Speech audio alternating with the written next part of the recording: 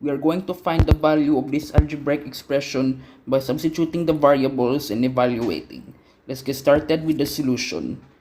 Since our x is 4, we can replace all the x by 4. So x squared y is 4 squared times y is minus 2. So that's 4 squared times minus 2. So basically, we are going to replace all our y variables with minus 2. The same goes for the second term.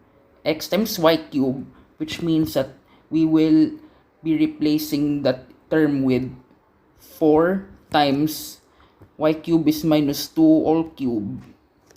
Then we're going to simplify. 4 squared is 16. And then minus 2 all cubed is minus 8. But since we have two negative signs on the second term, so that will become positive.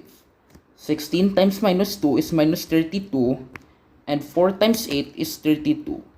Minus 32 plus 32 is equal to 0. And that is our final answer.